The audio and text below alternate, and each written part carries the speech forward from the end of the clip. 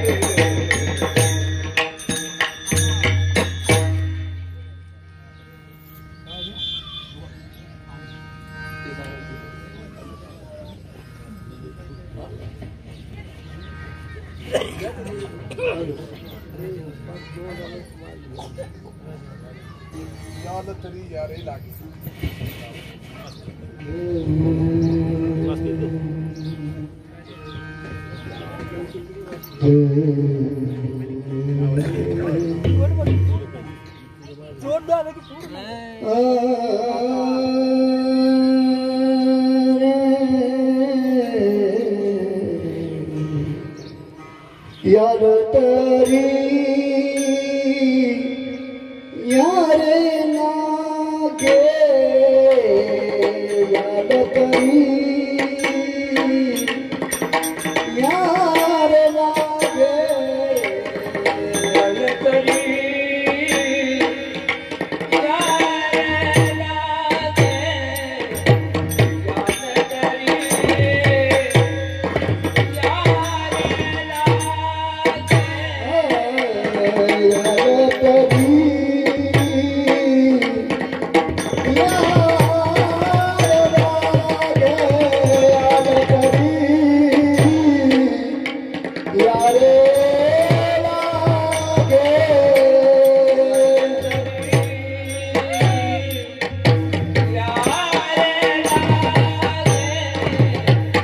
Yeah.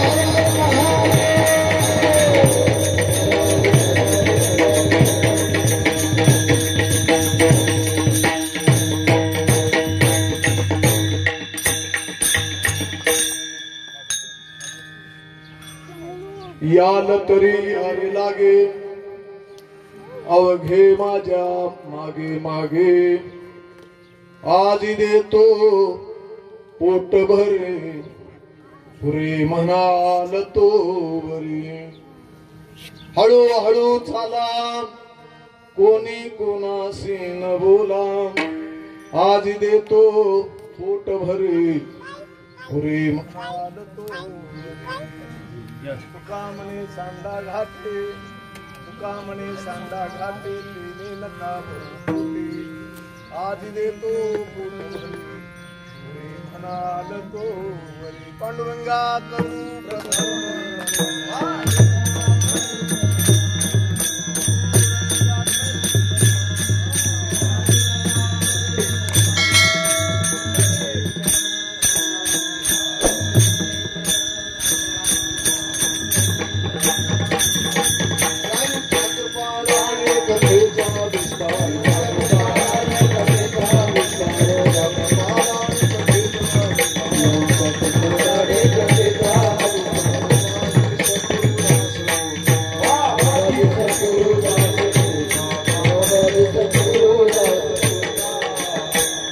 प्रभू प्रभू श्री रामचंद्र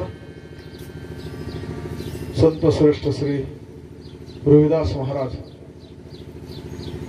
यांच्या चरणावर हे काल्याच्या कीर्तनाच्या प्रसंगाचं कीर्तन रूपी पुष्प अर्पण करण्याच्या निमित्तानं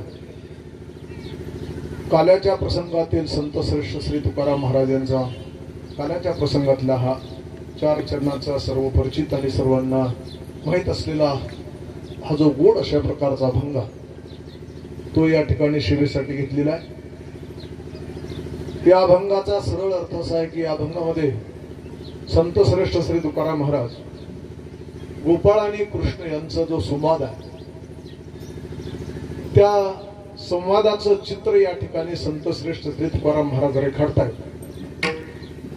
महाराज म्हणतायत आमचा जगदानी परमात्मा उभा राहिला आणि सगळ्या गोपाळांना हात वर करून हाका मारतो, या तुम्हाला हे जत्र माझ्या मागे आज तुम्ही या लाज धरून या. जर तुम्ही माझ्या पाठीमागे आले तर मी तुम्हाला आज काय देणार आहे, आज मी तुम्हाला पोटभर देणार आहे.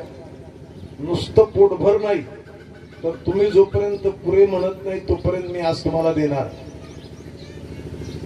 हे मी सगळं देतो खरं, पण तुम्हाला मात्र तुमच्या जबाबदाऱ्या आहेत, त्याच्यात 2 नियम तुम्हाला पाळावे लागतील. तुम्ही हळूहळू चालावं लागेल, कोणी कोणाशी तुम्ही बोलू नका. आणि असं जर जमत नसेल तर परत प्रपंचात तुम्ही जर गेला तर प्रपंचात जाताना एक नियम तुम्हाला सांगून ठेवतो की प्रपंचात मध्ये गेल्यानंतर जिथं जे घाटे म्हणजे घटिया किंवा ज्या गोष्टी ज्या उपयोगाच्या नाहीत त्यानं तुमचं पोट कधीच भरणार नाही. म्हणून तिकडे जाण्यापेक्षा इकडे माझ्या पाठीमागे या, मी तुम्हाला पोटभर देतो. अशा प्रकारचा हा अभंगाचा अर्थ. विठ्ठला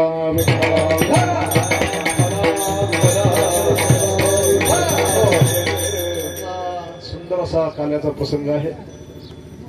गेल्या 2-4 दिवसामध्ये आपण जी सेवा केली, आज भगवत प्रसाद आपल्याला जो आहे तो या ठिकाणी प्राप्त होणार आहे. भाग्यवान मंडळी की जी प्रसाद घेत आहेत, थोडाफार उशीर जरी झाला असला तरी असं म्हणतात की कोणती तरी एक वेळ पाळावी.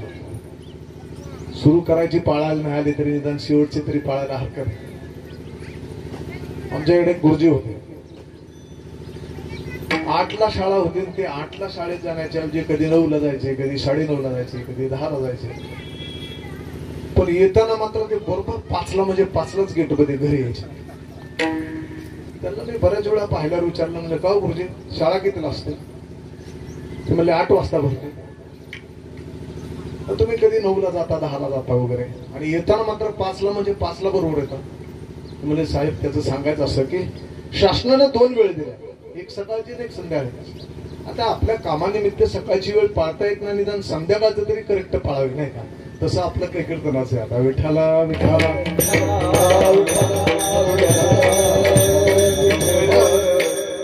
या अभंगाचा पुढच्या वेळात आपल्याला आपल्या अल्पमतीप्रमाणे भावार्थ जो आहे तो पाहायचा आहे. या अभंगामध्ये संत श्रेष्ठ श्री तुकाराम महाराज भगवान गोपाल कृष्ण आणि गोपाळांचा संवाद यानंतर सुंदर अशा प्रकारचं चित्र जे आहे ते रेखाटतात. त्याच्यामध्ये संवाद आहे. शास्त्रकारांना संवादाचे 3 प्रकार केलेले आहेत. एकाला संवाद म्हणतात, दुसऱ्याला जल्पवाद म्हणतात आणि तिसऱ्याला वितंडवाद म्हणतात. विठ्ठला विठ्ठला विठ्ठला.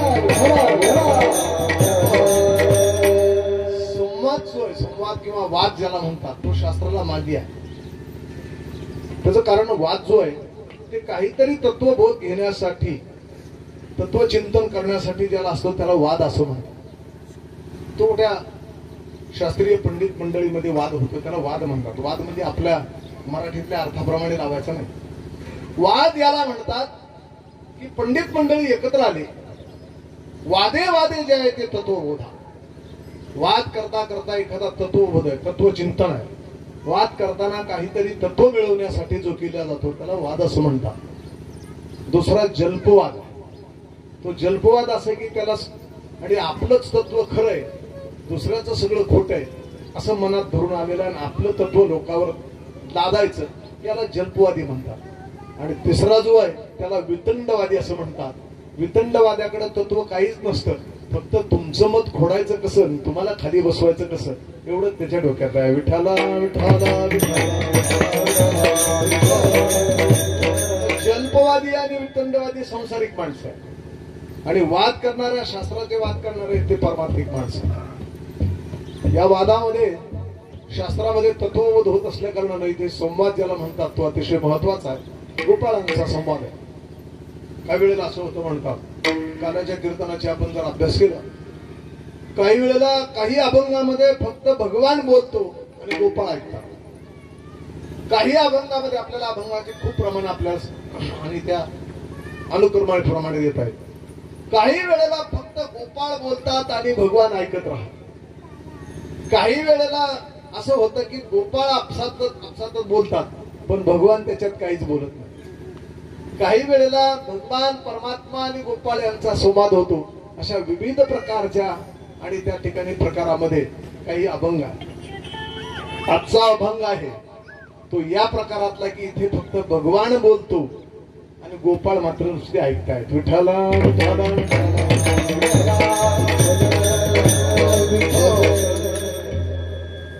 काही वेळेला बऱ्याच वेळेला असं होतं, गोपाळ मंडळी आपसात बोलतात, चला वळू गाई बैसू देऊ एके ठाई. इथे फक्त गोपाळच स्वतःला बोलतो. काही वेळेला गोपाळाचा आणि भगवंताचा संवाद होत असताना भगवान सगळ्यांना सांगतायत, बाबा उद्या आपल्याला काला करायचा आहे आणि काल्यासाठी आवश्यक असणारे भोकरे भाकरी जे आहेत त्या सगळ्या तुमच्या जवळचे सगळं घेऊन या असं सांगत असताना सगळ्यांना सांगितलं, सगळ्यांनी माना डवलं. सगळे गोपाळ पुढे बसलेली आहे. सगळ्यांनी सांगितलं भगवान आणतो बर का, दोन्ही आणतो, नाही दिलं तर चोरून आणतो. गोपाळाने कबूल केलं. देवाने सांगितलं तुमच्या घरी दिलं नाही तर चोरून घेऊन या, पण आपापल्या घरून लोणी आणा. त्याच्यातला एक असा होता की तो कोपऱ्यात बसलेला होता आणि तो काही मान डवलेला आणि कृष्णाला काही बोललं नसो. तो एका बाजूला हिरमुसला होऊन बसला आणि त्यावेळेला त्यांचा संवाद सांगताना असं म्हणतात, कृष्णाला विचारलं, का रे बाबा तुला काल्याचा प्रसाद पाहिजे का नाही, उद्या काला मिळणार आहे. म्हणले पाहिजे ना. मग तू लोणी घेऊन येणारच का नाही. म्हणले नाही घेऊन येऊ शकत. म्हणले का. त्याचं कारण सांगतो, घरी हरी माझ्या कोणी सुद्धा नाही, आमच्या घरी कोणी नाही. तुका म्हणे हरी माझे कोणी नाही, घरी आमच्या कोणीच नाहीये, मला कोणी नाही, माझ्याकडे चोरून आणायला काही नाही. असा दिनवाणी एका बाजूला बसलेला आहे. पण भगवान परमात्मा दयाळू अंतःकरणाचा आहे. त्याला जवळ बोलवून घेतलं कृष्णाने गोपाळाला, आपल्या छातीशी लावलं, त्याच्या पाठीवरून हात फिरवला आणि त्याला सांगितलं, बाबा तुझ्या घरी कोणी नसू दे, तुला काही नसू दे, मिळू दे, माझं लोणी तुला देईल, हरकत नाही ना. मग उद्या काल्याला ये. विठ्ठला विठ्ठला.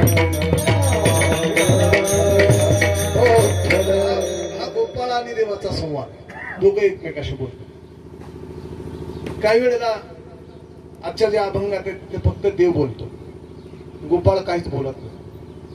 आजच्या अभंगामध्ये भगवान फक्त बोलताय. काय प्रसंग होता, प्रसंग असा होता ही गोपाळ जी मंडळी आहे त्यांनी खूप ऐकलं महत्व. आणि त्यांच्या अंतकरणात अशी इच्छा निर्माण झाली जशी आपल्या अंतकरणात आता इच्छा आहे की आपल्या काल्याचा प्रसाद आपल्याला थोडाफार मिळावा. अशी अंतकरणात तीव्र अशा प्रकारची इच्छा धारण करून ही गोपाळ मंडळी ज्यावेळेला भगवान कृष्णाकडे आले आणि हात जोडले आणि सांगितलं, कृष्णा आमची इच्छा आहे. कृष्णाने विचारलं, ही इच्छा तुमच्या अंतकरणात निर्माण कशी झाली काल्याचा प्रसाद मिळावा अशी, नाही का? म्हणजे त्याचं महत्व संतांच्या मुखातून आणि सगळ्यांच्या मुखातून ऐकलं. फार महत्व आहे. किती आहे? म्हणजे आम्ही महत्व पहिल्यांदा असं ऐकलं की हे कुठंच मिळत नाही, फक्त इथं मिळतो तुझ्या सानिध्यामध्ये. स्वर्गात गेलं, स्वर्गात नाही, स्वर्गापेक्षा श्रेष्ठ असणारी जी भूमी आहे तिला वैकुंठ म्हणतात. ते वैकुंठात सुद्धा हे मिळत नाही. वैकुंठी तो ऐसे नाही, वैकुंठी तो ऐसे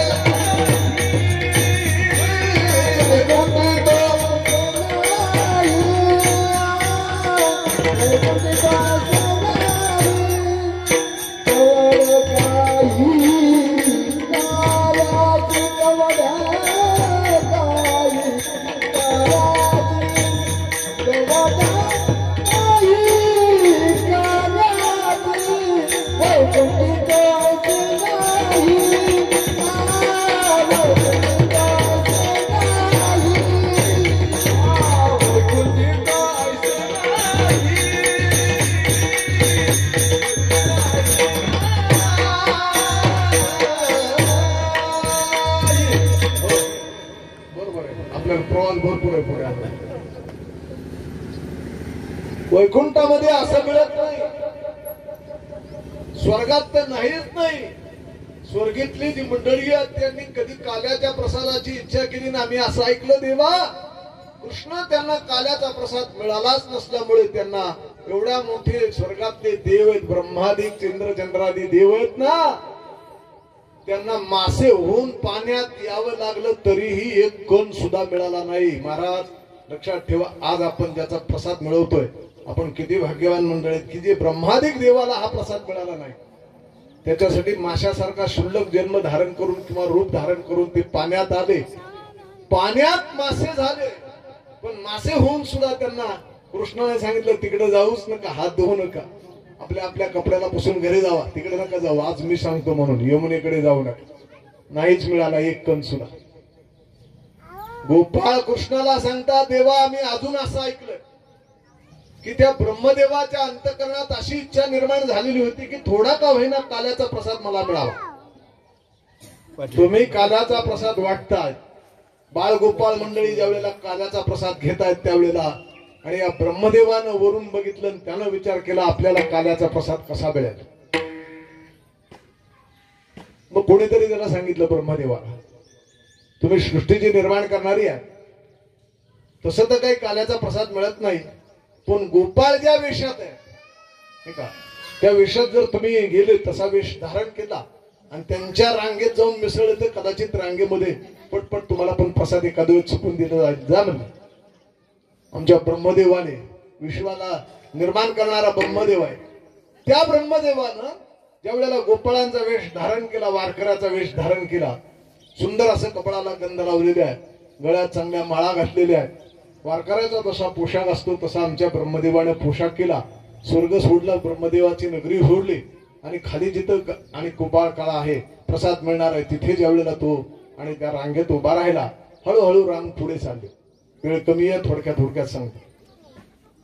हे प्रसाद घेणाराची रांग पुढे चालली. भगवान परमात्मा हा आपल्या हातात पाठीमध्ये प्रसाद घेऊन सगळ्याला वाटतोय, ती रांग पुढे जातीय. पण प्रसाद घेणाराची एक स्थिती अशी होती की त्यांचं प्रसादाकडे जास्त लक्ष नव्हतं, लक्ष होतं कृष्णाच्या मुखाकडे. सुंदर अशा प्रकारचा चेहरा पाहत पाहत यायचं, हात पुढे करायचे, प्रसाद घ्यायचा आणि पुढे सरकायचं. रांग पुढे आली, ब्रह्मदेव पुढे पुढे यायला लागला आणि त्याला शंका निर्माण झाली की आपण जर असं तोंड वर करून किंवा चेहरा समोर दाखवून जर आलो तर कदाचित हा ओळखेल, म्हणून तो खाली डोकं करायला लागला आणि खाली डोकं करून रांगेतनं पुढे पुढे चालायला. नंबर आला, बऱ्याच वेळानं हात पुढे केले वर आणि डोकं मात्र वळकू नये म्हणून खाली केलं, चेहरा खाली केला. आता ही साधी गोष्ट आहे, चेहरा लपून डोकं खाली करून मुख लपून जो प्रसाद मागतो ते डबल घेणारे गिरायक असं कोणी समजतं आपल्यासारखे, नाही का? तर देवाला हे समजणार नाही का? भगवान हातात पाठी घेतलेली आहे. आता प्रसाद त्या ठिकाणी मिळावा म्हणून ब्रह्मदेवानं आपला चेहरा दाखवून खाली करून वर असा आणि त्या ठिकाणी वंजळ केलेली आहे. बराच वेळ झाला पण वंजळीत काही प्रसाद कृष्ण टाकेनाच. भगवान प्रसाद टाकीत नाहीत.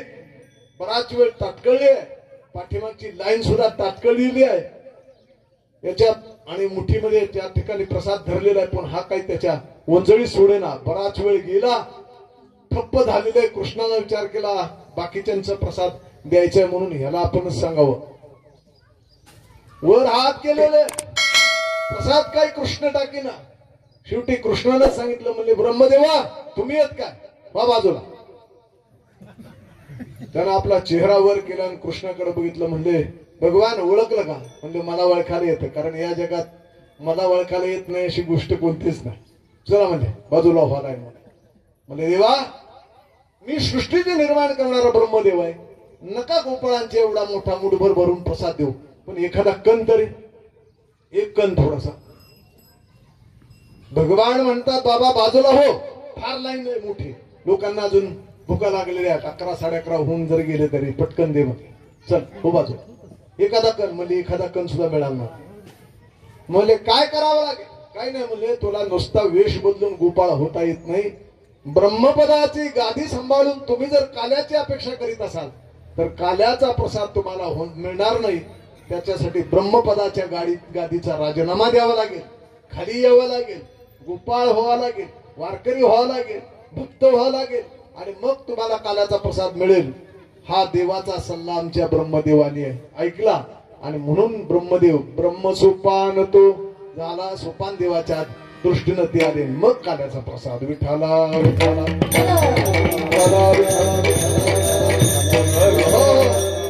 ही कथा ज्यावेळेला गोपाळांनी कृष्णाला सांगितली, आपण मूळ इथे हे गोपाळ मंडळी कृष्णाला काल्याचा प्रसाद कृष्णाने विचारला, रे तुम्हाला काल्याचा प्रसाद पाहिजे एवढं महत्व कसं पटलं? म्हणजे ह्या कथा ऐकल्या आणि आम्हाला नक्की लक्षात आलं की काल्याचा प्रसाद जो आहे तो अतिशय महत्वाचा आहे. देवा आम्हाला द्या.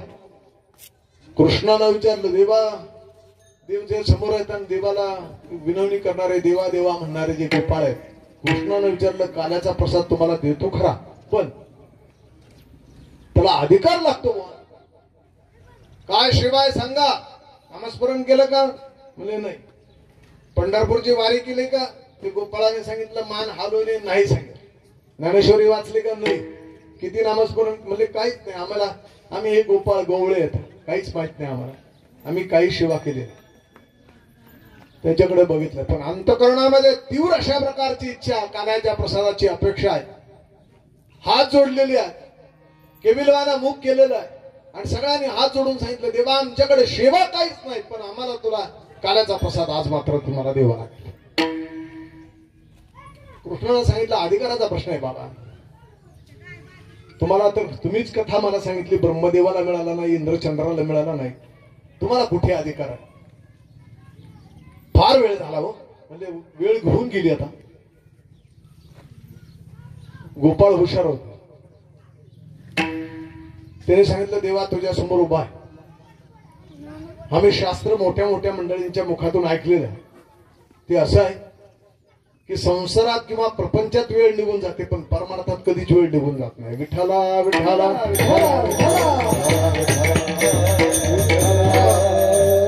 प्रपंचातली वेळ निघून जाते, म्हणून वेळ निघून जाण्याची आत प्रपंच करायचा असतो बरं का. प्रपंचाला एक ठराविक वेळ आहे. एखाद्या माणसाला कायद्याप्रमाणे वय दिलेलं लग्नाचे 21 वर्ष 18 वर्ष असं, आणि तो जर 17व्या वर्षी म्हणला बाबा मला लग्न करायचं, जमणार नाही, वेळ निघून गेली. प्रपंचाला एक ठराविक वेळ आहे. एखादा मनुष्य त्याचं वय वर्ष 75 आहे, तो म्हणला आता 2 मजली बिल्डिंगच बांधतो मला मोठी 75 वर्षी. म्हणजे बुवा कसं काय? म्हणजे नाही बांधायचं. त्यानं जर बिल्डिंग बांधायला घेतली तर वास्तुशांती प्रथम वर्ष श्राद्ध एकाच दिवशी ना काय का दुसरं काय होणार. वेळ निघून गेली. प्रपंचातल्या वेळा निघून जातात लक्षात ठेवा. म्हणून सांगितलं योग्य वेळेला योग्य जर गोष्ट झाली नाही तर प्रपंचातली वेळ जात असते.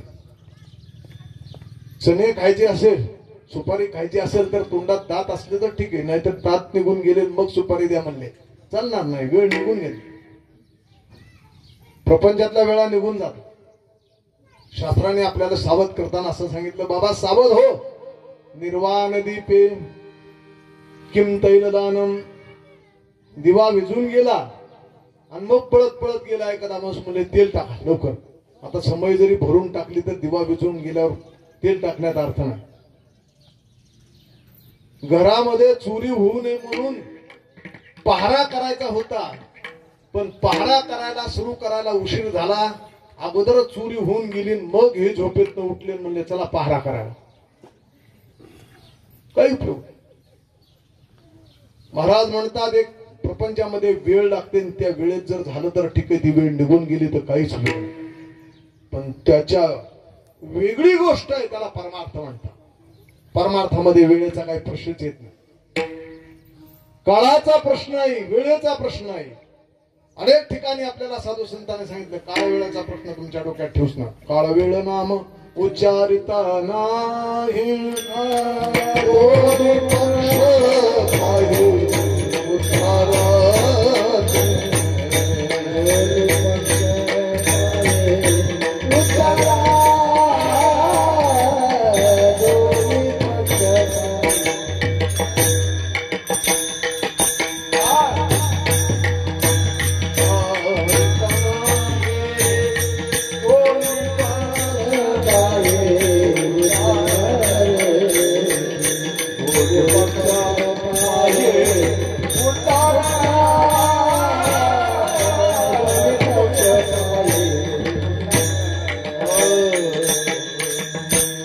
समजावून सांगताय देवाला. देवा प्रपंचातली वेळ जाते पण परमार्थातली नाही. आम्ही जरी अनाधिकारी आहे, आम्ही आता तुझ्या पुढे आलो. वेळ गेलेली जाईल. तू जगदानी परमात्मा आहे, विश्वाचा चालक मालक आहे, करता धारता त्या ठिकाणी शास्ता नियंता तू आहेस. तू समोर आहे. वेळ जात नसती परमार्थातली. त्याला वेळ नाही काळ नाही. सांगा म्हणले वाल्या कोळ्याला कोणत्या वेळेला परमार्थ घडलेला? थेट शेवटच्या वेळेला. आजा वेळा होता, मरायची वेळ आली, पुत्राच्या निमित्तानं नारायण नारायण हाक मारली. ती शेवटची वेळ असताना सुद्धा त्याला शेवटच्या वेळेला त्या ठिकाणी अशा प्रकारचा आणि त्या ठिकाणी त्याला फायदा झाला. काही गोपाळ हुशार होते. गोपाळानं कृष्णाला सावध केलं. म्हणले देवा गीता तुम्ही सांगितली ना? म्हणले हो. मग गीतेत तुम्ही असं कसं बोलला? म्हणजे काय बोललो? तुमचा श्लोक आहे अंतकाले चिमामेव स्मरणमुक्ता कलेवरम. म्हणजे शेवटच्या वेळेला नामस्मरण जर मुखात मरायच्या वेळेला आलं तर त्यावेळेला त्याला तो माझ्या स्वरूपात मिळतो, माझ्या स्वरूपात तो येऊन बसतो. जर तुमचं म्हणणं आहे किंवा शेवटपर्यंत परमार्थाचा फायदा घेत असला तर परमार्थात वेळ जाण्याचं कारणच नाही. म्हणजे उशीर नाही झाला. विठ्ठला विठ्ठला.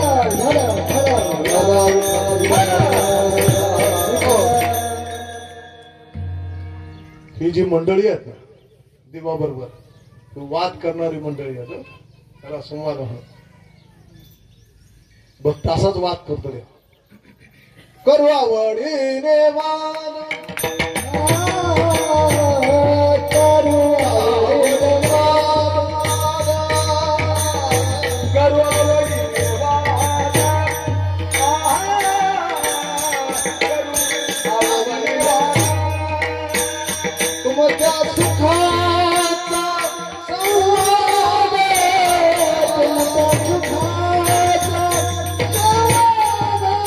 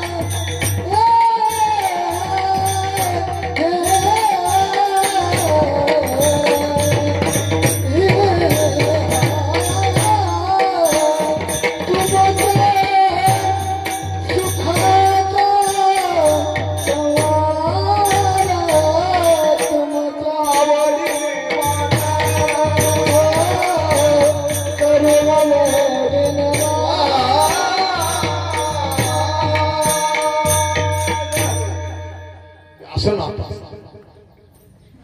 देवाशी असं वाद संवाद करायचे एक नटखट नातं असतं। गोपाळाचं आणि कृष्णाचं नातं तसं वाद करायला सुरुवात केली। देवा असं का नाही होत सांगा? तुम्हीच गीतेमध्ये असं लिहिलंय की शेवटच्या वेळेला नामस्मरण वेळ कुठे गेली? आम्ही आज तुमच्या समोर आलोय म्हणून देवाशी अशी भांडायची सुद्धा तयारी असते। त्याला मोठा अधिकार लागतो। आपला अधिकार नाही, ताकद नाही, आपल्याला भीती आहे देवाची। लोक देवाला प्रेमाने फार मोठा नातं निर्माण झालंय म्हणून नमस्कार करीत नाही। कशामुळे?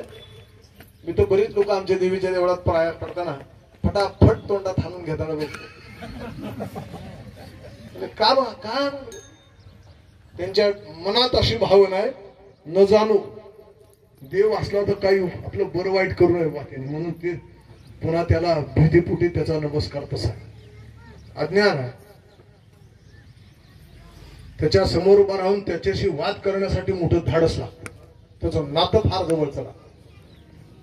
साधू संतांनी त्याच्या पुढे उभा राहून त्याला कधी काही काळी राग आला तर शिवे दिल्या। नामदेव महाराज देवाच्या पुढे उभा राहिले आणि देवाला खुशाल बोलू लागले, निकवड्या निष्ठुरा लाज नाही तू।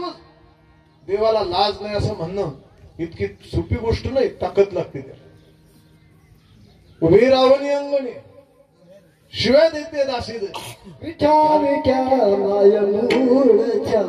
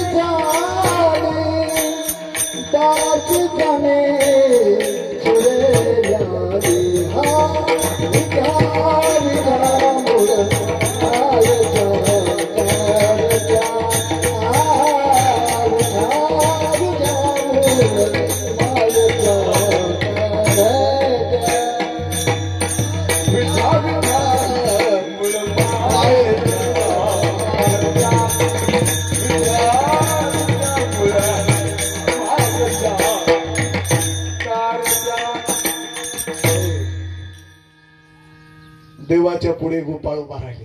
आपला विषय येतो,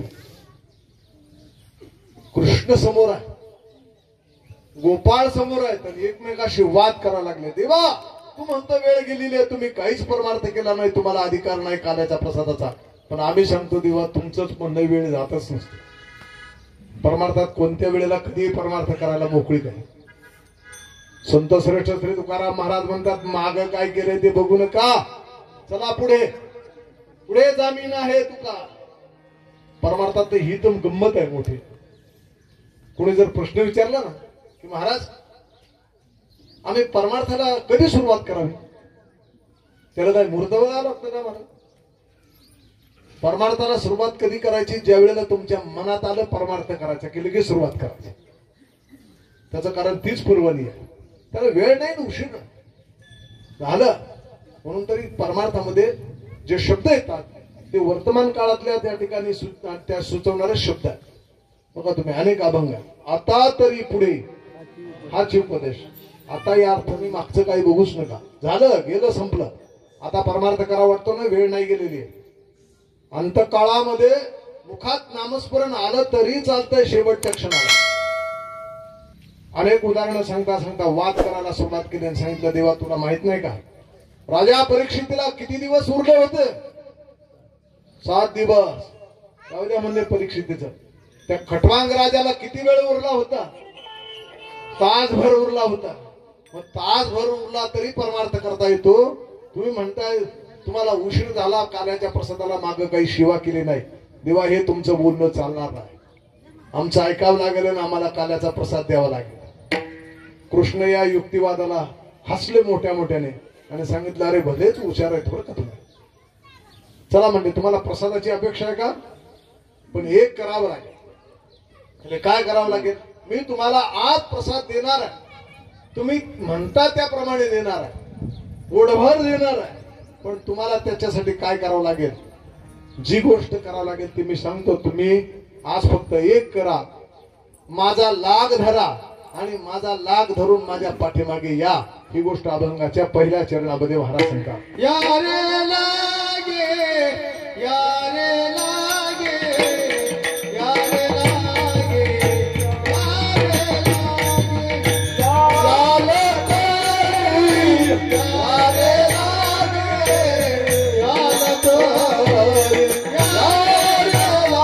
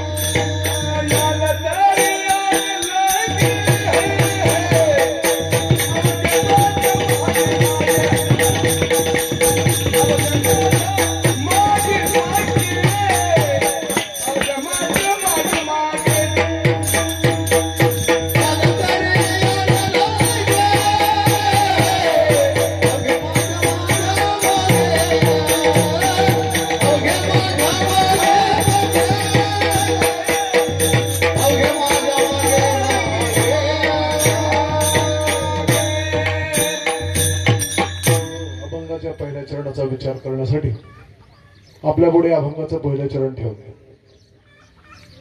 गोपाळ मंडळी कृष्णाशी संवाद साधित असताना म्हणतात, देवा उशीर झालेला नाही. खऱ्या अर्थाने गोपाळाने तुमची माझी बाजूच कृष्णाकडे मांडली. देवा आम्हाला प्रसाद द्या, काल्याचा प्रसाद द्या, ही माझी तुमची बाजू आहे. आणि गोपाळ कृष्णापुढे मांडतं, ही बाजू आपली मांडलेली आहे.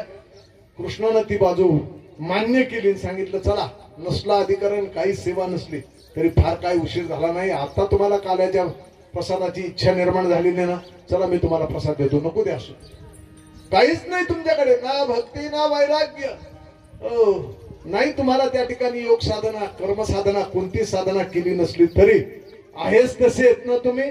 चला आहे तसे माझ्या पाठीमागे या. चला म्हणले गोपाळांनो, नसू द्या, तुमच्याकडे कुठलाच अधिकार निर्माण नाही झाला तरी चालेल, पण तुम्ही माझ्या पाठीमागे एकच करा. आता चला माझ्या पाठीमागे या. आलं तरी या रे लागे.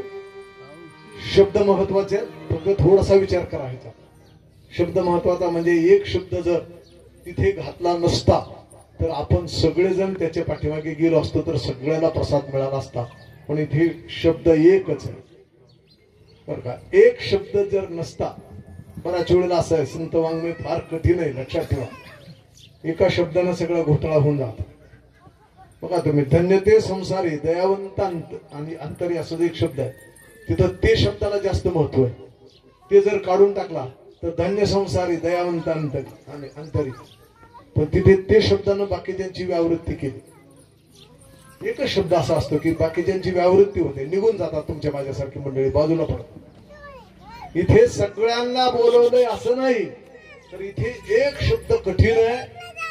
तो शब्द म्हणजे लाग. याल तरी या रे लागे. हा लागे शब्द नसला ना तर आपण सगळे त्याच्यात बसलो असतो. लागे शब्द आला म्हणजे काय? लाग या शब्दाचा अर्थ शास्त्रानं सांगितला, देवाच्या पाठीमागे जावं लागतं. पण लाग धरून म्हणजे काहीतरी देवाशी संबंध जोडून देवाच्या पाठीमागे जावं लागतं. मोकळं जाऊन उपयोग नाही. विठ्ठला विठ्ठला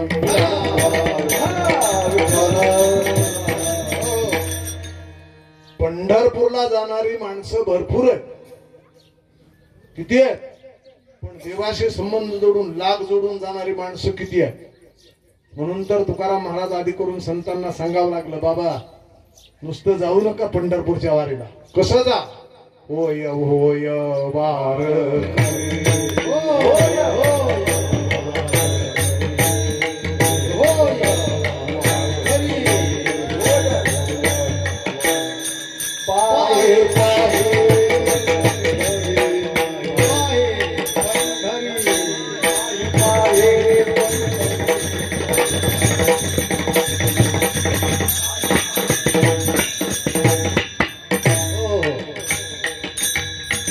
पंढरपूरला जायचंय, पण नुसतंच पायी जायचं नाही ना. काय होऊन जायचं? वारकरी व्हायचं नाही. वारकरी होण्यासाठी बाह्य आणि अंतररक्षण युक्त करून त्या देवाशी लाग जोडावं लागेल. वारकरी म्हणून नातसंबंध जोडावं लागेल आणि मग पुढे देव चालतो, त्याच्या पाठीमागे आपण चालतो. जोडलंय का नातं? विचार करा. नुसतं मागं नाही यायचं, लाग जोडायचा. शास्त्रानं संबंध सांगितले, कोणते संबंध असले पाहिजे. देवाशी संबंध जोडावा लागतो, पण कोणता? लाग जोडावा लागतो. त्या संबंधाला भाव म्हणतात बरं का. मग कधी कधी देवाच्या संबंधामध्ये शांत भावानं देवाला लाग जोडता येतो, संबंध जोडता येतो. कधी कधी शक्यत्व भावानं देवाचे संबंध जोडला, कधी कधी त्या ठिकाणी कांत भावानं देवाशी संबंध जोडावा लागतो. कधी कधी त्या ठिकाणी अशा प्रकारे देवाशी दासत्व भावानं संबंध जोडावा लागतो. कोणता तरी संबंध जोडून लाग जोडून देवाच्या पाठीमागे गेलं तर मग काल्याचा प्रसादाला आपल्याला आपोआप मिळतो. विठ्ठला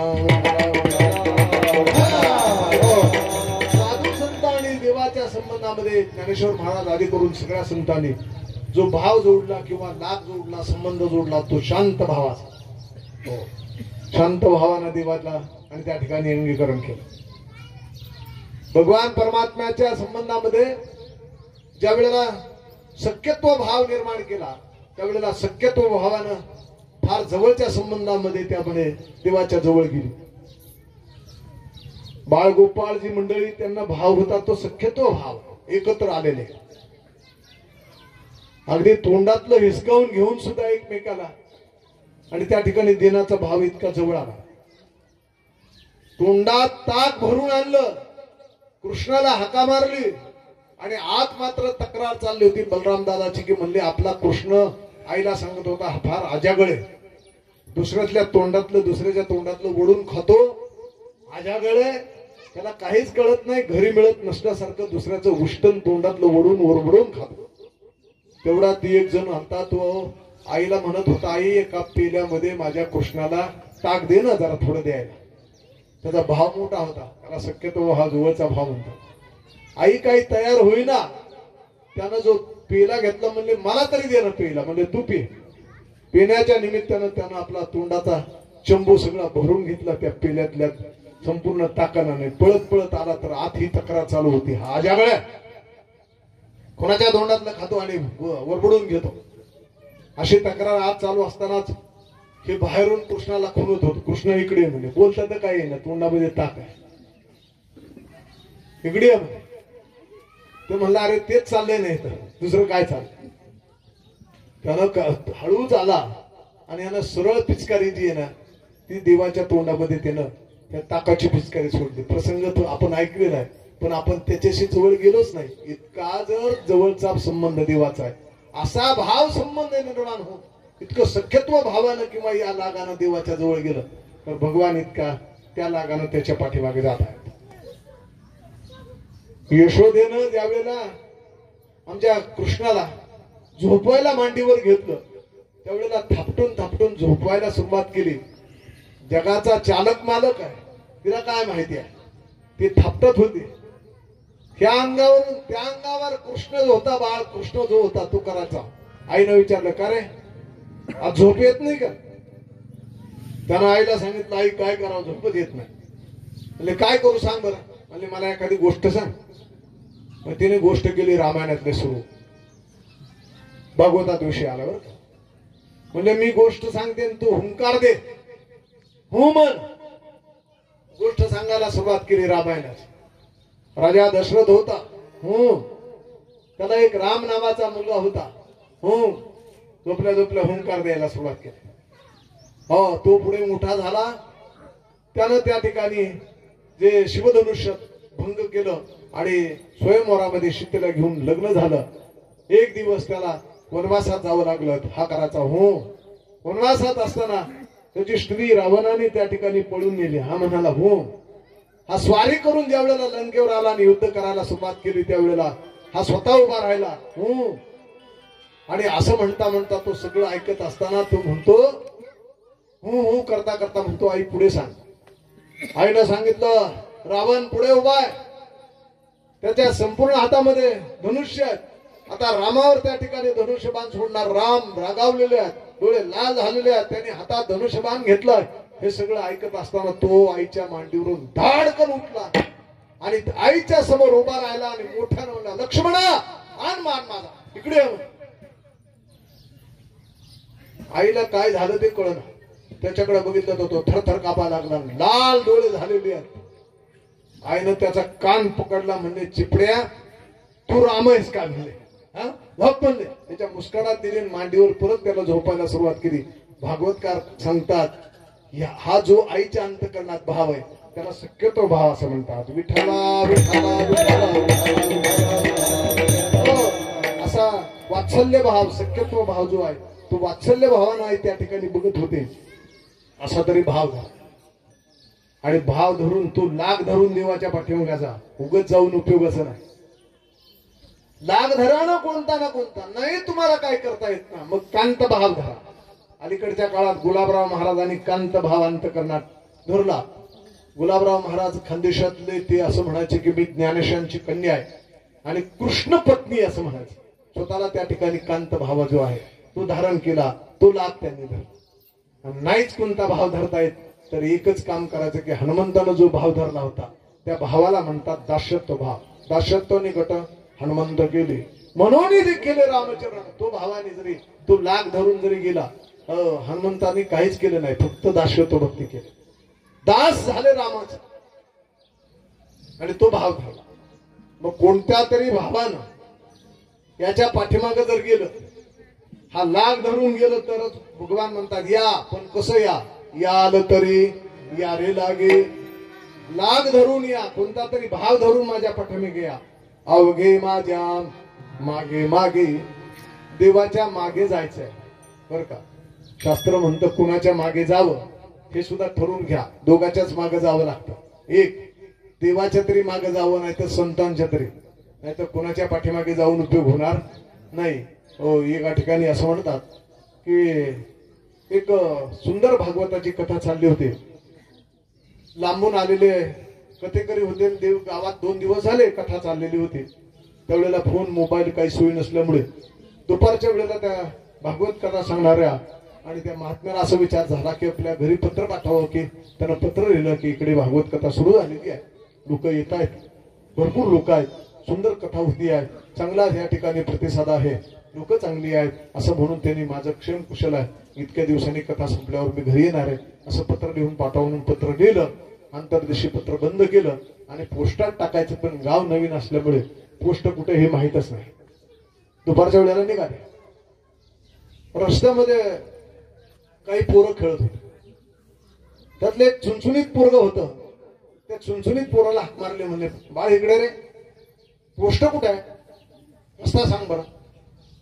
त्यानं रस्ता सांगितला. म्हणजे असं सरळ गेलं की डाव्या हाताला वळायचं आणि पुढे एक चौक लागेल, त्या चौकात उजव्या हाताला सरळ गेलं की तिथे पोस्ट लागते. त्यानं इतका सुंदर आणि शांत अशा प्रकारचा स्वच्छ व्यवस्थित पत्ता सांगितल्यावर महाराजांना इतका आनंद झाला की म्हणजे एवढं चुनचुनीत पोरग आणि स्पष्ट स्वच्छ शुद्ध सगळं व्यवस्थित आपल्याला पत्ता सांगितलेला आहे. म्हणून सहज त्याला विचारलं, बाळ तुझं नाव काय. म्हणजे त्यानं नाव सांगितलं. कुठे राहतो. म्हणजे हे आपलं घर. म्हणजे मग असं कर ना, संध्याकाळी कथेला येत जा ना, तुझ्यासारखा हुशार पोराला लवकर कळून जाईल, ये कथेला. ते म्हणले कोण कथा करतं. म्हणजे मी सांगतो. तुम्ही सांगता का. म्हणजे हो. कोणता विषय. आता याला वाटलं कोणता विषय म्हणून या लहान पोराला काय विषय सांगावा. ते म्हणले काय नाही, परमेश्वराच्या प्राप्तीचा मार्ग मी सांगतो. म्हणजे आपलं सरळ कळावं. ते पोरग एवढं चुनचुनीत होतं. म्हणले मी कथेला येणार नाही. म्हणजे का. म्हणजे कारण असं की तुम्हाला पोस्टात जायचा जर मार्ग माहित नाही तर परमेश्वराच्या प्राप्तीचा मार्ग कसा सांगाल मला.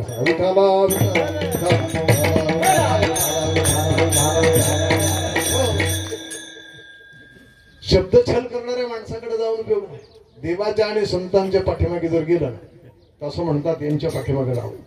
म्हणून कृष्णाने ह्या सगळ्याला सांगितलं, याल तरी या रे लागे अवघे माझ्या मागे माझे, माझ्या पाठीमागे सगळे तुम्ही या. त्यातल्या लोकांनी विचारलं, गोपाळाने विचारलं, देवा चला येतो, कोणता तरी लाग धरून तुमच्या पाठीमागे संबंध जोडून येतो. पण तुमच्या बरोबर आल्यावर काय मिळणार आहे, कधी मिळणार आहे, किती मिळणार आहे हे जरा सांगा बरं.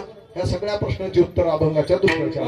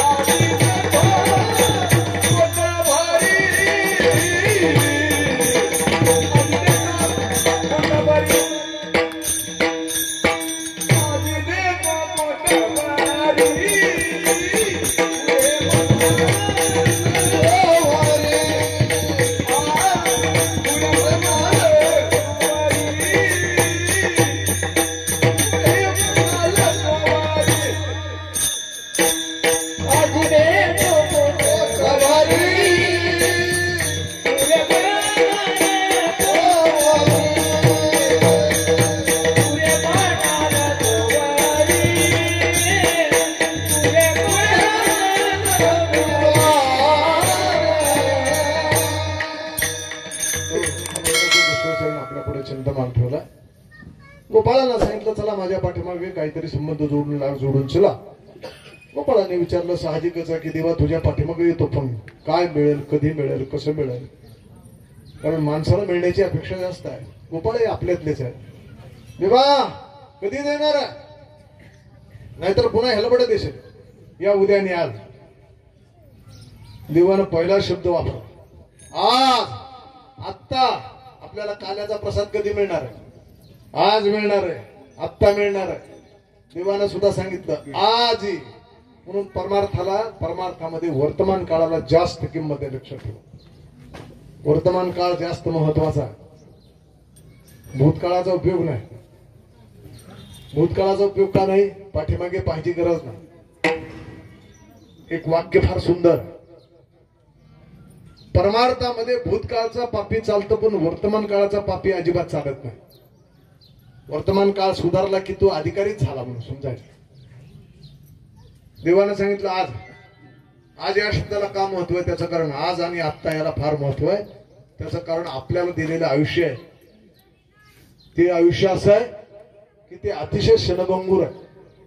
क्षणभंगूर मध्ये किती अनेक प्रमाण ऐकलेली सगळी ज्ञात माणसं आहेत, वेळ घेत नाही. म्हणून आज याचा अर्थ असा की आत्ता पाहिजे प्रसाद, कारण पुढच्या क्षणाला सांगता येत नाही कधी आहे. शास्त्र तर असं म्हणतं की आपण जिथं बसतो तिथं मृत्यू आपल्या बरोबर बसतो. आपण जिथं चालतो तिथं मृत्यू आपल्या बरोबर चालतो. आपण एकदा बसलो की शेजारी आपले तो बसून राहतो. आता काही आसपास बघायची गरज नाही, पण तो तसा दिसतही नाही. पण शास्त्राने आज्ञा केलेली आहे बाबा हा जवळच आहे तुमच्या, फक्त वेळ येत. म्हणून आज या शब्दाला का महत्व आहे की आत्ता आणि आज म्हणजे लगेच. उद्याचा सांगता येत नाही, कारण त्याला क्षणभंगूर सुद्धा शब्द अपुरा. जळी बुड बुड देखता दे, जळी बुड बुड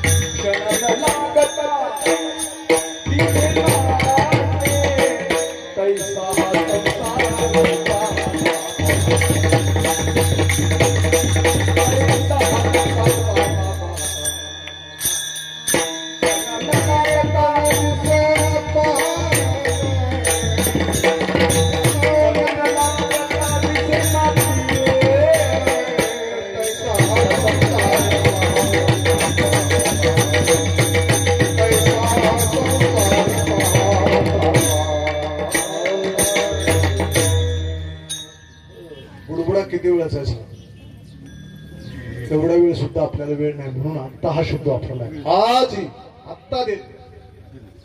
परमार्थामध्ये आज या शब्दाला जास्त महत्व.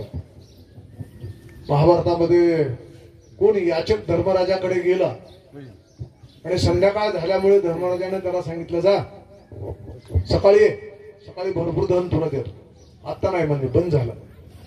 तो विन्मुख होऊन ज्या वेळेला परत फिरला, योगायोगानं भीमाची गाठ पडली आणि भीमानं त्या याचकाला विचारलं, म्हणले कुठे गेला? म्हणजे तुमच्याकडे गेलतो, तुमच्या भावाकडे धर्मराजाकडे. कशाला? याचना करायला, काहीतरी मागायला गेलो होतो. काय झालं, मिळालं का? म्हणजे नाही मिळालं. ते म्हणजे बंद झालं, उद्या देतो. भरपूर सांगितलं, ये उद्या तुला देतो. भीमानं हे ऐकल्याबरोबर मोठ्यानं भीम हसायला लागला. चौकामध्ये दुदुंबी नावाची मोठी घंटा बांधलेली होती. कुठल्या तरी युद्धामध्ये विजय झाला की ती घंटा वाजवत असायचे मोठ्या मोठ्यानं, आणि सगळ्या राज्याला कळायचे की आपल्या राजानं कोणतं तरी युद्ध जिंकलंय. भीमानं मागचा पुढचा विचारच केला नाही. चौकात गेला, दुदुंबी नावाची मोठी घंटा होती, ती खान खान खान मोठ्यानं वाजवायला. सगळं गाव जमा झालं, राज्य जमा झालं. धर्मराज सुद्धा पळत आले आणि म्हणले, भीमा अरे काय करतो? विजय झाल्यानंतर, कुठलं तरी युद्ध जिंकल्यानंतर आपण ही घंटा वाजवत असतो. आज काहीच नाही, कुठे स्वारी केलेली नाही, कुठला विजय झालेला नाही, तरी तू ही मोठी घंटा आणि मोठ्यानं सगळ्या वाजतो, सगळं गाव राज्य जमा झालं कशासाठी? मग जनतेला भीमानं हात वर करून सांगितलं, म्हणले आमचे भाऊ आहेत ना ते जिंकले म्हणून घंटा वाजवली. म्हणजे कसं काय? म्हणजे हा याचक त्यांच्याकडे गेला होता, त्यांनी त्याला याचना करीत असताना आज काय दिलं नाही. त्यांनी सांगितलं उद्या तू ये आणि उद्या तुला देतो असं सांगितलं. म्हणजे आमच्या भावाने आज काळावर विजय मिळवला. त्यांना हे माहिती की उद्या ते जिवंत राहणार आहेत म्हणून. विठ्ठला विठ्ठला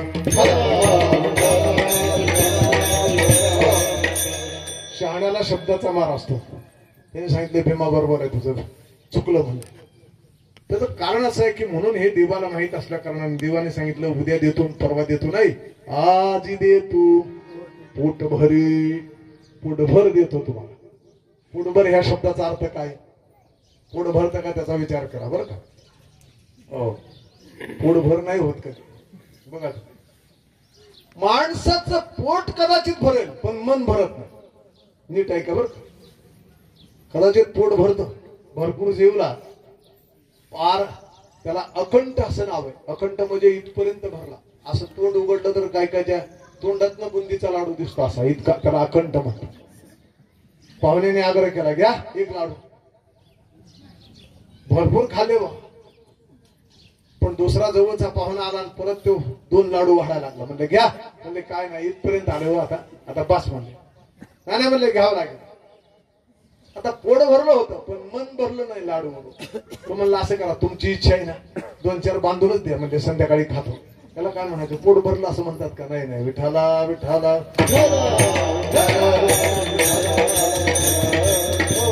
पोट भरणं वेगळं, मन भरणं वेगळं. हे मन भरून पोट भर जरा म्हणतात, कारण व्यवहारात बघितलं तर हे पोट भरतच नाही. कसं भरत नाही, शास्त्रकाराने काही गोष्टी सांगितलेल्या, यांची तृप्तता होत नाही. कोणतं, त्याने एक यादीच दिली, जामा तो जे जाया जलाशय. अंबाज महाराजांनी सांगितलं. त्या सगळ्याचा आता मला वेळ नाही, आपली फार वेळ पुढे चालली आहे. तिथं फक्त जठर शब्द आहे, सगळ्याचं वर्णन न करता. जठर म्हणजे पोट, हे कधीच भरत नाही. आता आपलं वय 60 वर्ष झालं, रोज चिपट जरी अन्न आपण खाल्लेलं असलं तरी त्यानं गुणले महिना गुणले वर्ष केलं तर किती पोते फस्त केलेले असतील त्याचं गणित लागणार नाही. पण दुसऱ्या दिवशी परत लवकरच म्हणणार हा ना जरा भूक लागली बरं का. का बरं, हे कधी तृप्त होत नाही. भरपूर जरी जेवला आणि संध्याकाळी पत्नीला विचारलं काय तुमचं, ते म्हणजे खाऊ ना थोडासा भात वगैरे काहीतरी चालेल. का बरं, त्याचं कारण ह्याचं तृप्तता होत नाही. पण इथे भगवान म्हणतात ऐका, संसारातल्या प्रपंचातल्या अन्नानं जठराची तृप्ती होत नसेल, पण मी आज तुम्हाला वेगळा प्रसाद देणार आहे. आज दे तू पोट भरी. देवाच्या हातून मिळालेला प्रसाद असल्यामुळे ते पोट भरतं, मन भरतं. महाभारतामध्ये एक कथा आली, रुक्मिणी आईसाहेबांनी कृष्णाला विनंती आणि सांगितलं माझी एक इच्छा आहे. म्हणजे आपण कोणा पांडवासाठी काहीच केलं नाही, भीमाला जेवायला बोलवा माझी इच्छा. कृष्णाने सांगितलं सगळं कर पण त्याला बोलू नको. नाही म्हणजे बोलत, अरे म्हणजे नको बोलू फजित होईल. नाही म्हणले बोलवणार, म्हणजे बोलवायचं असलं तर तुझ्या जबाबदार बोलव, मी काही मध्ये पडणार नाही बरं. मी आपला झोपून राहील भीम जाऊस तर. त्या खोलीत मी बसतो, झोपतो तिथे, आणि ज्या वेळेला भीम पूर्ण समाधान होऊन निघून जाईल ना त्यावेळेला मला हाकावर आली, मग मी उठतो. म्हणले नका तुम्ही मदत करू, चालेल मी बोलवतो. मी मला आमंत्रण नाही. दादा जेवायला बसले. घरातलं सगळं होतं ते चाटून पुसून जरी गेलं तरी ते म्हणायचं आणा. संपलं घरातलं सगळं तरी अजून काय तृप्त नाही. काय करावं म्हणून 16,108 पैकी एक समजा घर झालं होतं. 16,107 मग घरातलं सगळ्यांना निरोप दिला, तुमच्या घरातलं सगळं आलं. सगळ्या घरातलं सगळं संपलं. लाडू भरपूर केले होते, त्यातला एक पण शिल्लक राहिला नाही. पारचुरा भोगा सगळा गेला. आता काहीच शिल्लक राहिलं नाही, याचं पोटच भरत नाही. आणा म्हणायला. आता मात्र घाबरली. आणि आपण जर समजा म्हणजे भगवंताचं ऐकलं असतं तर बरं झालं असतं नाही का. खोलीत गेल्याबरोबर ह्यांना माहितच होतं काय झालं. तोंडावर पांघरून नव्हतं, पण आल्याची चाहूल झाल्याबरोबर त्यानं तोंडावर पांघरून घेतलं. ते काही उठणच हालून. ते देवा उठा ना, मी तुम्हाला शरण आले, माझं चुकलं बरं का. म्हणजे काय झालं, काय नाही म्हणले सगळं संपलं. म्हणले लाडू वगैरे, म्हणले लाडूचा तपास नाही, घरात काहीच राहिलं नाही. दुसऱ्या सगळ्या घरात म्हणजे दुसऱ्यातलं चाटून पुसून सगळं झालं, तरी तो म्हणतो आणाच ना. म्हणजे आता बघ एखाद्या डब्यात थोडासा घास शिल्लक राहिला असेल तो गोळा कर. आणि वाढताना असं म्हण की हा कुंतीचा घास आहे, तो वाढून टाक. उपाय सांगितला, तो बरोबर वाढला आणि वाढताना म्हणल्याबरोबर तो खाल्ला की त्यानं ढेकर दिला. ही जी तृप्ती आहे ती जशी आहे तशी देवाच्या हातातनं ज्या वेळेला तुम्हाला आम्हाला घास मिळतो त्यावेळेला ती तृप्ती होऊन ढेकर होतो. म्हणून महाराज या अभंगात म्हणतात, देव म्हणतो आज येतो पोटभरी. कुठपर्यंत देतो? पुरे म्हणाल तो वरे. सगळ्यांना आनंद झाला. चला देवाच्या पाठीमाग काही अधिकार नसताना आलेलो आहे, आज देणार, पोटभर देणार, पुरे म्हणाल तोपर्यंत देणार. म्हणून सगळा समाज गोळा झाला, भरपूर लोक आले आणि चालायला लागले देवाच्या पाठीमागे. देवानं पाठीमागे वळून बघितलं तर भरपूर लोक गल्लीच्या गल्ली जमा आले. पहिले 4-5च वाद करायला विद्वान होते गोपाळ, पण सगळं मिळणार आहे म्हणल्यावर लोकांची गर्दी झाली. देवानं सगळ्या लोकांकडे बघून सांगितलं, ऐका मी देणार आहे पण तुम्हाला नुसतं देणार नाही, तुम्हाला नियम पाळावे लागतील. आणि ते नियम 2 आहेत आणि ते 2 नियम ऐका. अभंगाच्या 3ऱ्या चरणात त्या 2 नियमाच्या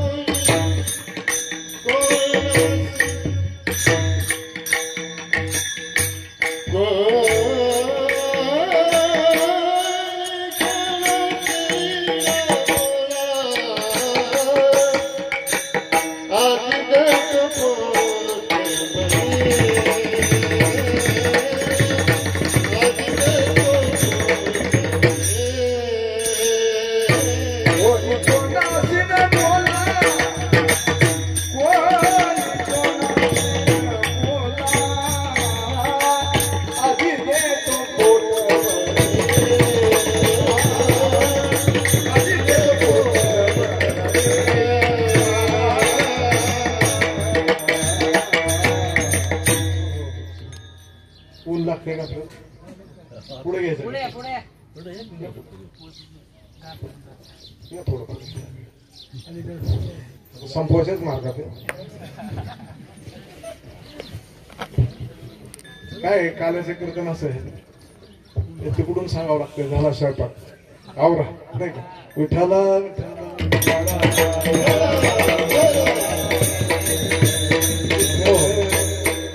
झालं थोड्या वेळा आहे. महाराजांच्या अभंगाच्या 3ऱ्या चरणामध्ये भगवान ज्या वेळेला गोपाळ सगळे गोळा झालेले त्यांना एक नियम सांगितला. ऐका, नियम असा आहे, नका पळू सगळे, तुम्हाला मी पोटभर देणार आहे, आजच देणार आहे, पुरे म्हणाल तोपर्यंत देणार आहे, पण तुम्हाला ह्या 2 गोष्टी कराव्या लागतील. कोणत्या 2 गोष्टी आहेत? ते परमार्थात महत्वाच्या 2 गोष्टी ऐका. हळूहळू चाला, कोणी कोणाशी न बोला. चालायचं हळूहळू आणि कोणाशी काही बोलायचं. परमार्थातले 2 नियम इथे सांगितलेले आहेत. हो, काव्याचे अधिकारी होण्यासाठी हे 2 नियम आहेत. चालायचे हळूहळू, याचा अर्थ काय? हळूहळू चालणं म्हणजे काय?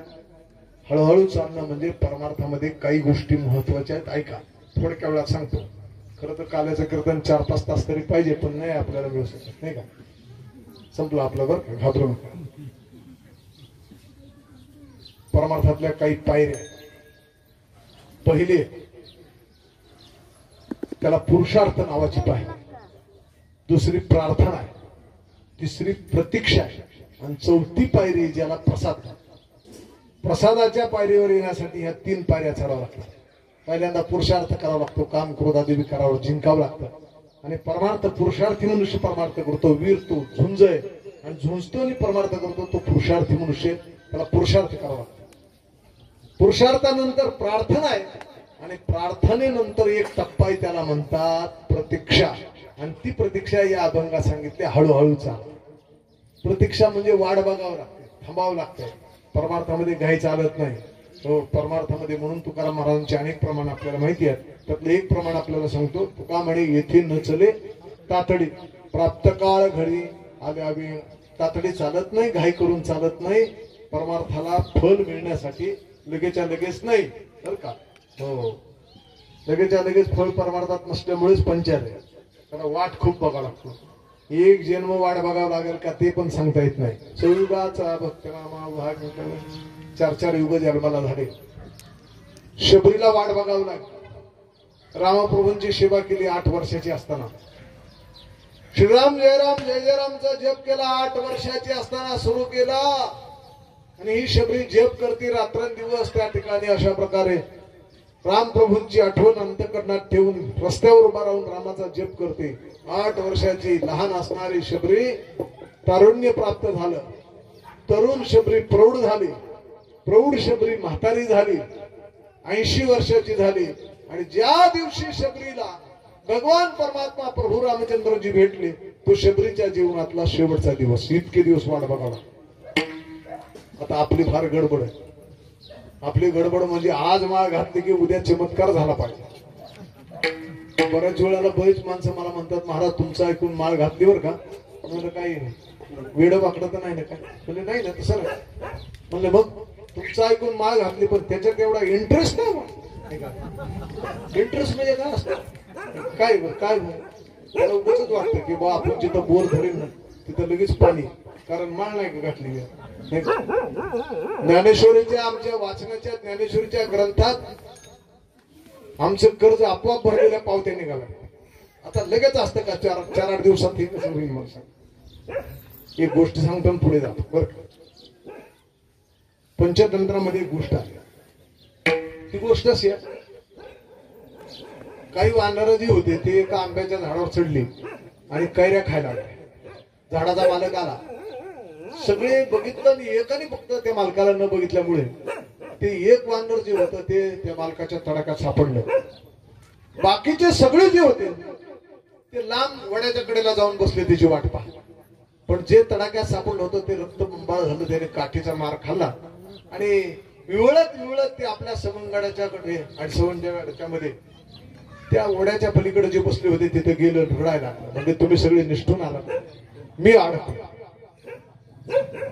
त्यातलं एक शहाणं वानर होतं. त्याला सांगितलं मारलं म्हणजे त्या मालकाने काही चूक केली नाही. म्हणले का म्हणजे झाड कोणाचं आहे त्याचं, पाणी कोणी घातलं त्याने, वाढवलं कोणी त्याने, कैऱ्या कोणाला घेण्याचा अधिकार आहे त्याला. आपण तोडायला गेलो तो मारणार नाही तर काय करीत नाही. शहाणपणानं त्यांनी सांगितलं. म्हणजे तुम्हाला मार बसला नाही मला बसला म्हणून असं बोलतात नाही. म्हणले त्याच्यात मी तुम्हाला दुसरं सुचवणार आहे की आपलं झाड करा एक, म्हणजे आपण मनसोक्त मनाने आपल्याला कैऱ्या खाता येते.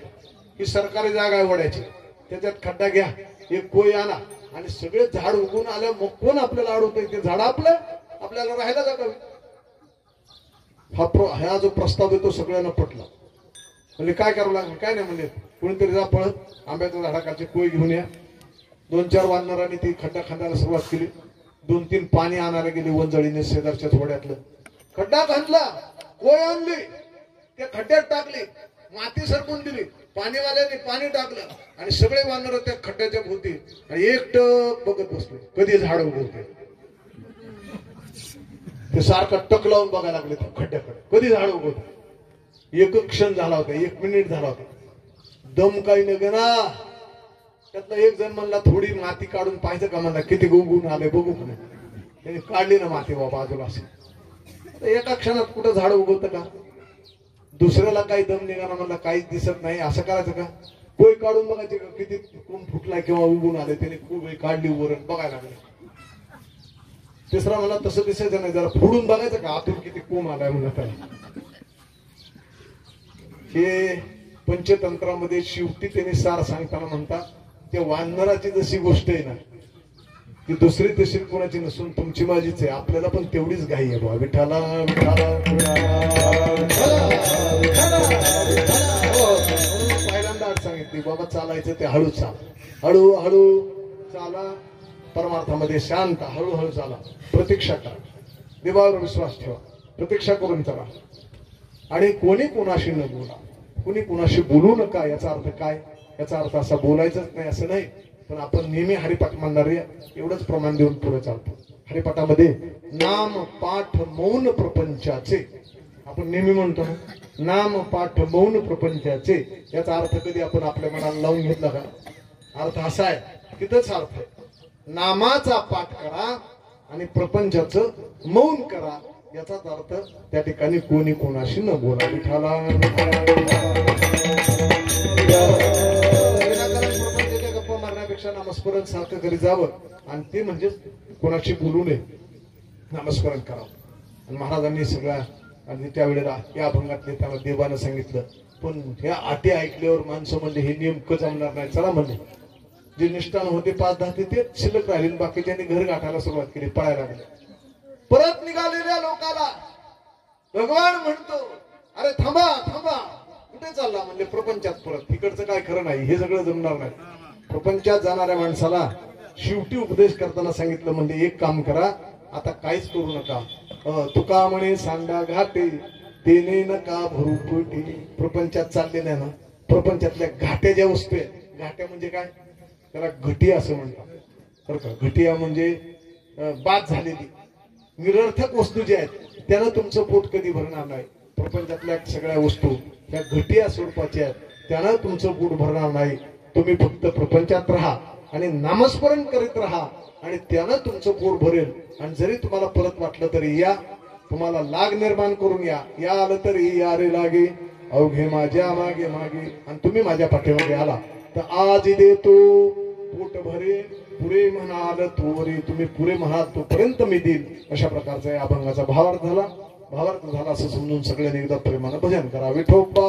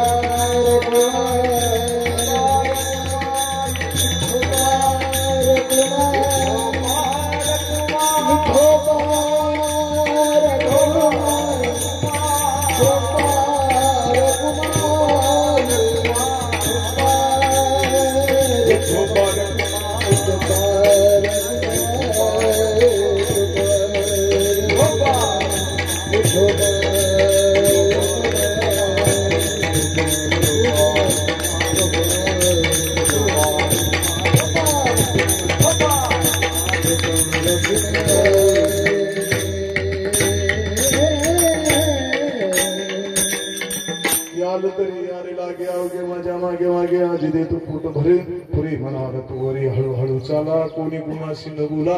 तुका म्हणे सांडा घाटे तेने नका भरू पोटे. आज देतो पोट भरी पुरे म्हणाल तोरे. विठाला विठाला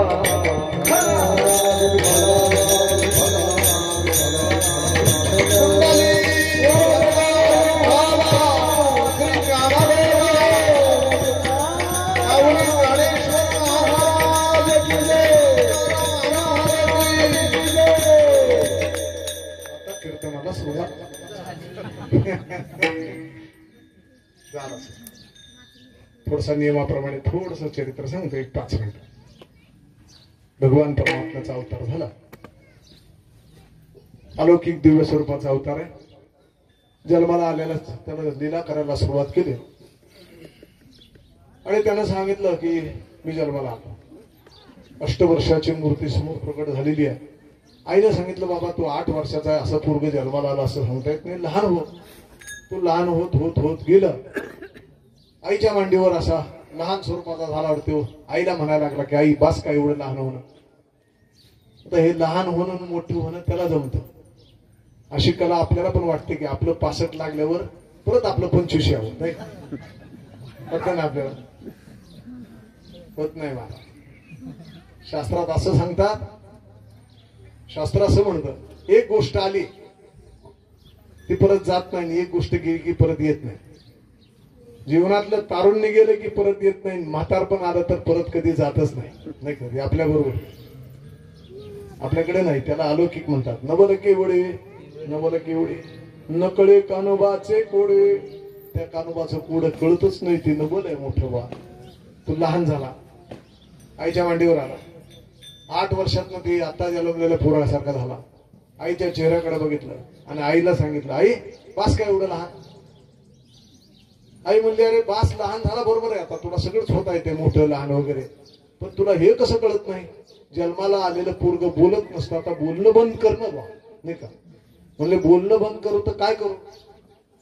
जन्माला आलेलं पोरग रडतं आणि रडलं तर काय होईल. म्हणले आवाज बाहेर जाईल. आणि मग भीती वाटायला लागली आणि त्यांनी सांगितलं याला लपवा. म्हणले याला लपवून टाकलं, कुठेतरी लपवा. अशी गडबड आई बापांची सुरू झाल्याबरोबर त्यांनी सांगितलं घाबरू नका. वडिलांना वसुदेवाला हाक मारली, इकडे या बाबा म्हणे,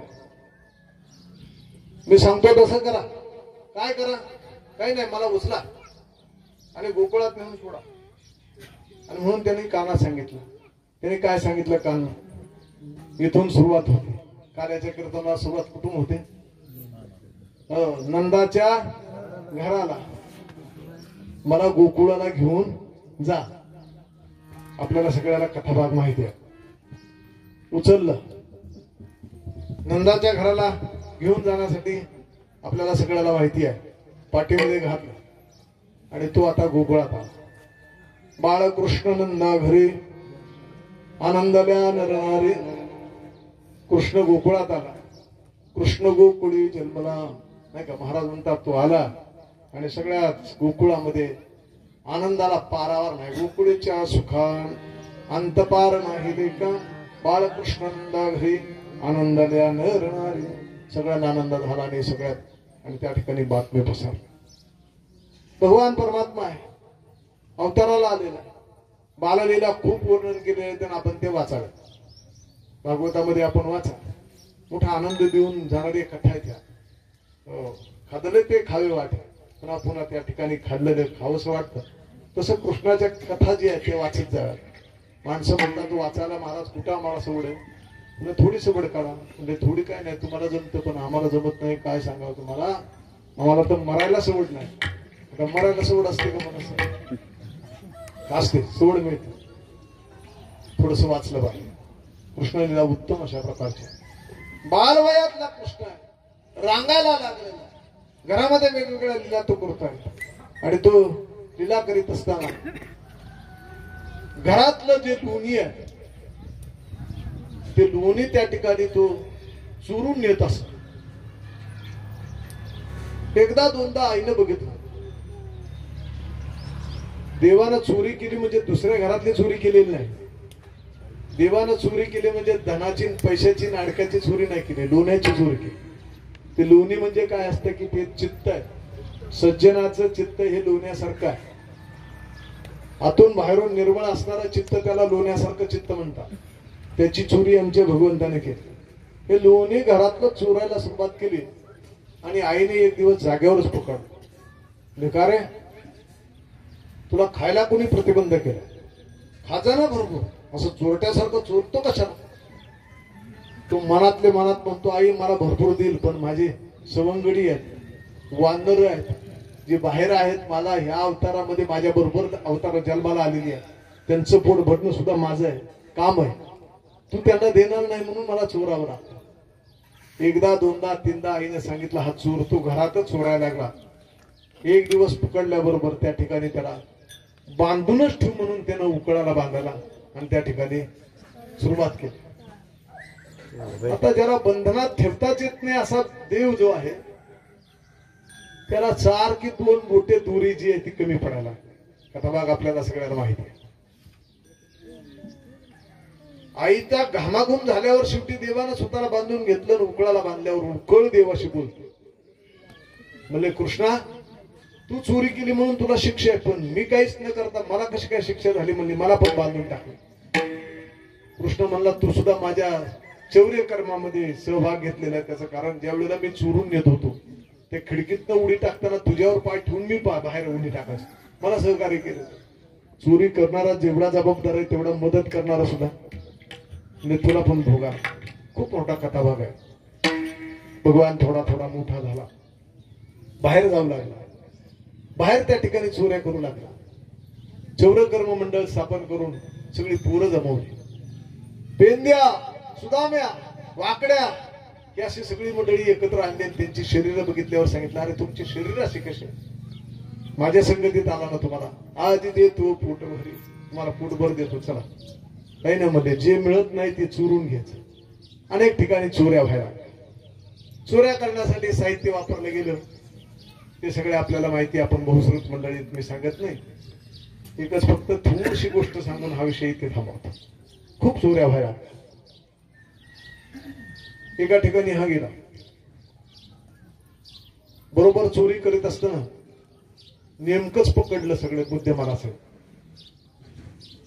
दोन्ही खातानाच पकड. तो खोलीत जाऊन घुसलेला होता.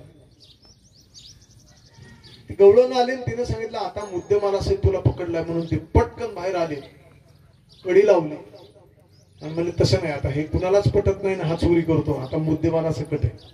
सगळ्या गोकुळाला आणि याच्या आईला सुद्धा गोळा करू बोलू ना. गोकुळात हिंडायला गेले. चला कृष्ण पकडला, तुम्हाला पकडता आला नाही पण मला पकडायला गेला. सगळं गोकुळ येताना सगळे धावत आले.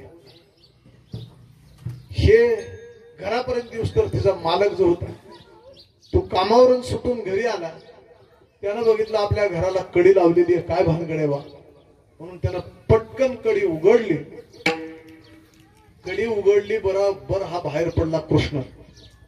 मालक आत शिरल्याबरोबर त्यानं बाहेरून कडी लावून घेतली आणि वर जाऊन लांब बसला. सगळं गोकुळ गोळा झालं. एकतर आलो त्यावेळेला बायको घरी नव्हती, तिने कडी लावलेली, आणि आता बाहेरून कुणी कडी लावली म्हणून रागवलेला. तो धडाधडा दार वाजवायला लागला.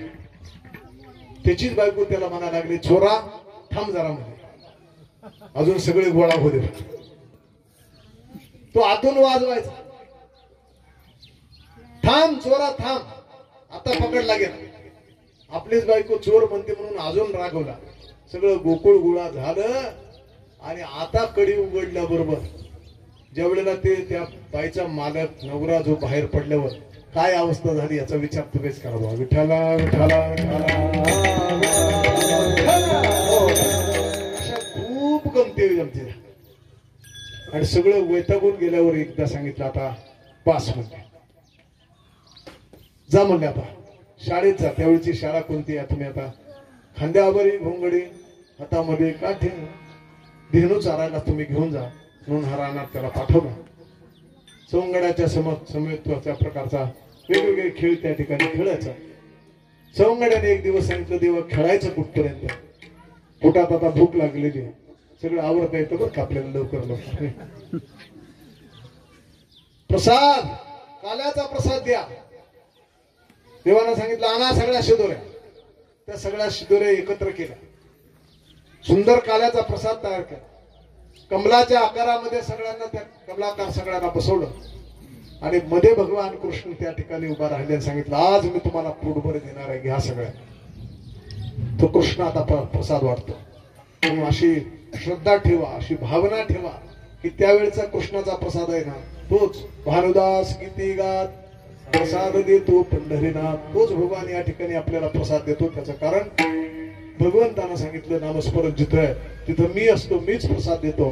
त्या भगवंताचा प्रसाद आपल्याला आणि त्या गोपाळांना तिथं जसा मिळाला तसाच संतांच्या कृपेनं या ठिकाणी आपल्याला मिळणार आहे. गीता संतांचं नामस्मरण. ज्ञानेश्वर